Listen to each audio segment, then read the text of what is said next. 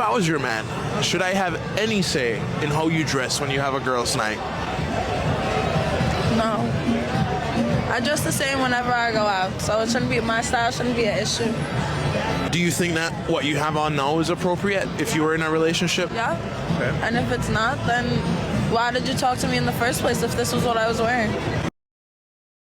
I'm not gonna lie, that is a fair point. That is a fair point, though. I would argue that usually, as far as I know, and any man or woman that I've spoken to, women dress a certain way as a form of advertisement and marketing. They're advertising, hey, I'm single. They're advertising, hey, I'm open to talking to somebody. And then depending on how she dressed and where she falls on the spectrum of well-dressed and kind of like skimpy, as a man, you file her into a specific category based on those qualifications. So if you're talking to a girl who she has a little bit of perfume on. She might be showing like a tiny bit of cleavage. It might be a more fitted dress. It's like, okay, you're assuming she's single and open to talking to somebody. Now, if she's dressing like a stripper, you're going to categorize her as, oh, you just trying to get smashed. You just a girl who's looking to get smashed, crushed, whatever you want to call it. And you're going to treat her accordingly. But maybe I'm wrong. Let me know down in the comments below. So you don't think that you should act different when you're in a relationship as opposed to when you're single? No.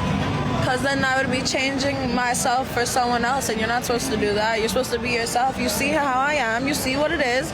You came and still approached me, so it shouldn't be an issue. But if that attracts a man when you're single, what about the respect when you enter into that commitment and partnership? You should respect that you seen what my style was, and that is what it is. If you didn't like that, then why did you approach me? And again, while that is a very fair argument, I do think that she's missing that part of understanding that women do normally dress a certain way or advertise themselves differently depending on what type of woman she is, what she's looking for, and whether or not she's open to be spoken to or not. Though I would also argue that women who are in relationships normally aren't, or at least shouldn't be in environments where there's going to be a bunch of men that are single trying to talk to you, like clubs, bars, etc. It's the same reason why if you are in a relationship as a man, you should not be at the strip club. You should not be taking boys trips to Colombia, Puerto Rico, DR, Thailand, etc., environments where you are going to be surrounded by temptations and the opportunity to be with women that are trying to be with you, even if it's for a short-term sexual interaction.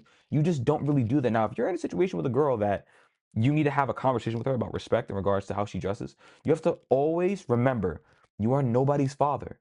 And if she's a grown adult, which I would hope so, if you are also, of course, you can't just tell her what to wear. You have a conversation about respect. Hey, listen, I feel like if we're going to be exclusive, I would hope that you would love and care about me and respect me enough to hold yourself to a certain standard the same way that I hold you to a certain standard. And if that is not something that she's open to doing, well, one, I feel like you should have had that conversation leading up to the relationship, though I understand how that's not something people usually talk about because it seems really common sense. But if you skip that part and y'all are already in a relationship and you go to attempt to have that conversation with her and she's very reluctant or resistant or doesn't want to flat out, y'all shouldn't be together in the first place. And if y'all currently are, I think it'd be best to separate. Because in situations with women who actually really, really like a guy or really, really want to be with him, they will submit. They will. You think if she was talking to Chris Brown or a high-level celebrity or a very attractive man who made a bunch of money who was like, hey, listen, I want you to burn all your clothes and I'm going to pick out what you wear from now on. Or I'm going to buy you a bunch of nice, fitted dresses. I know that women like to be feminine and sexy and alluring to a degree. It's a part of their feminine charm, so to speak. She would do it. You think that she would tell those men no? And that's one of the things that's really weird about circumstances like this because there are women who will say what she's saying and not exactly be willing to kind of lay in the bed they've made, so to speak. Yet when they bump into a man who is very, very attractive or fulfills all their requirements, they change very, very fast. Very fast. A man ultimately should accept a woman for... If you want a girl who dresses a certain type of way, then go for the girl that dresses like that while she's single. I'm not going to lie. That's a very, very good point. That's a very good point.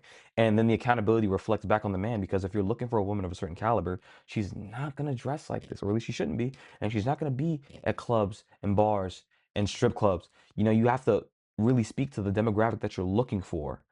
But in the same token, she cannot dress like this. No, whatever. And expect to attract men of a certain caliber and then be upset when not only does she not attract those men, the men that she is attracting aren't taking her seriously because if you're not careful about what you're advertising, you attract a market you're not looking for. But how do y'all feel about this? Let me know down in the comments below. I think this is super interesting. I'll catch y'all in the next one.